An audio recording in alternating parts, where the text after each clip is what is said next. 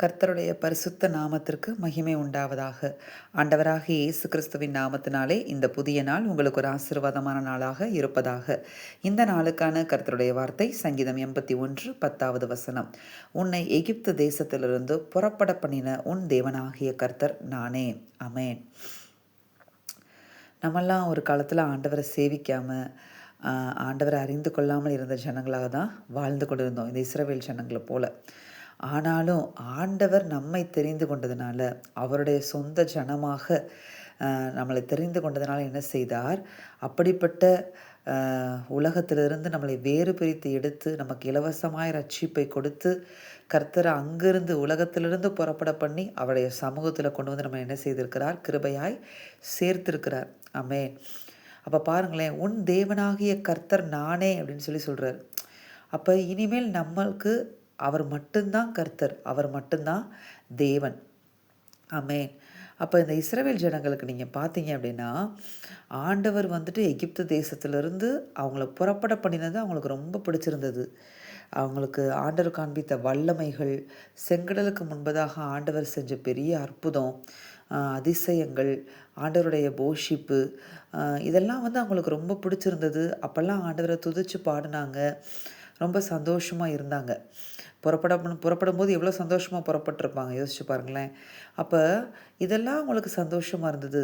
ஆனால் இதுடைய அடுத்த வசனம் எப்படி சொல்லுதுன்னு பார்த்தீங்கன்னா, ஆண்டவர் வேதனையோடு சொல்கிறார் அந்த ஜனங்களை குறித்து, என் ஜனமோ என் சத்தத்துக்கு செவி கொடுக்கவில்லை, இஸ்ரவேல் என்னை விரும்பவில்லை. ஆமென். அப்போ அவங்க அந்த வழி பிரயாணமாக கானான் தேசத்துக்கு போகும்போது வழியில் ஆண்டவர் அவங்களுக்கு செய்கிற அற்புதங்கள், அதிசயங்கள் எல்லாமே அவங்களுக்கு பிடிச்சிருக்குது. ஆனால் எது பிடிக்கல அப்படின்னு பார்த்தீங்கன்னா, கர்த்தர் வந்து இந்த வழியில் நடங்க அப்படின்னு சொல்லி போதிச்சு இன்ஸ்ட்ரக்ட் பண்ணி வழி நடத்தார் தெரியுமா, அது அவங்களுக்கு பிடிக்காமல் போயிடுச்சு. அந்த அந்த ஆண்டவருடைய சத்தத்துக்கு அவங்களால என்ன செய்ய முடியலன்னு பார்த்தீங்கன்னா, செவி கொடுக்க முடியல, அதாவது கீழ்ப்படிய முடியலை. அதனால் ஆண்டவர் வேதனையோடு சொல்கிறார், என்னுடைய ஜனம் என்னை விரும்பலை அப்படின்னு சொல்லி சொல்கிறார்.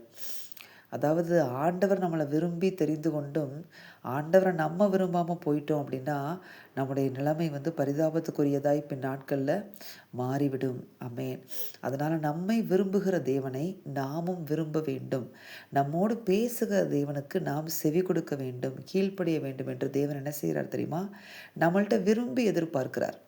நம்ம தேவன் பார்த்திங்கன்னா நம்மகிட்ட சர்வாதிகாரி போல் நம்மளை வந்து இதை செய் அதை செய்ன்னு சொல்லுகிற ஆண்டவர் நமக்கு கிடையாது. நம்ம மேலே அன்பு வைத்து தான் நம்மகிட்ட என்ன செய்கிறாருன்னா பேசுகிறார். அந்த பேசுகிறதுக்கு நம்ம என்ன செய்யணும்னா, செவி கொடுத்து கீழ்ப்படிச்சிட்டோம்னா இன்னும் அவருக்கு என்ன செய்யும், அடுத்தடுத்த காரியங்களில் அன்பு வைத்து நம்மளை பேசி நடத்த ஆரம்பிப்பார்.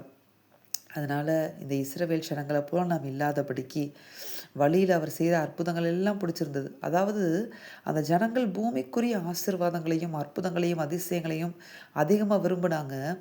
அது இல்லை அப்படிங்கிற வரும்போது, அது இல்லாமல் போயிடுச்சுன்னா உடனே முறுமுறுப்பாங்க, உடனே தேவனை பரீட்சை பார்ப்பாங்க, தேவனுக்கு கோபம் மூட்டுவாங்க, இந்த மாதிரி செயல்களில் ஈடுபட்டாங்க. அதனால் நம்ம ஆண்டவரை தெரிந்து கொண்டு அவர் வழியில் வந்துட்டோம். இனிமேல் நாம் அவரை விரும்ப வேண்டும் என்று தேவன் எதிர்பார்க்கிறார். அதே நேரத்தில் பூமிக்குரிய ஆசீர்வாதங்களுக்காக மாத்திரம் ஆண்டவரை வந்து நோக்கி நோக்கி பார்க்கிறதையும் ஆண்டவர் என்ன செய்யலன்னு பார்த்தீங்கன்னா விரும்பலை. ஏன்னா அவர் நம்மளை விரும்பிட்டு இருக்காரு. அதே நேரத்தில் நம்ம அவரை விரும்பாமல் அவருடைய ஆசீர்வாதங்களை மட்டும் நம்ம விரும்பினோன்னா அது அவருக்கு வேதனையை கொடுக்கறது, அது இருதயத்தில் அவருக்கு வேதனையை கொடுக்குது.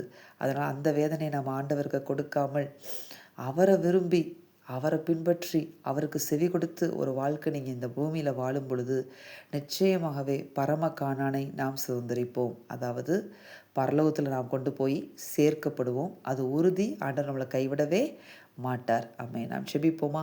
எங்கள் அன்பின் பரலோக பிதாவே, நீர் கொடுத்த அந்த வார்த்தைகளுக்காக உமக்கு நன்றி. இந்த வார்த்தையின்படி நீர் இந்த நாள் எங்களை ஆசிர்வதியும். எங்களை விரும்புகிற தேவனை நாங்களும் விரும்பி உம்மை பின்தொடர உம்முடைய சத்தத்துக்கு செவி கொடுக்க எங்களுக்கு கிருபை தாரும் ஆண்டவரே. இயேசுவின் நாமத்தில் பிதாவே, ஆமென். இந்த வார்த்தையின்படி இந்த நாளில் தேவன் உங்களை ஆசிர்வதிப்பாராக. ஆமென்.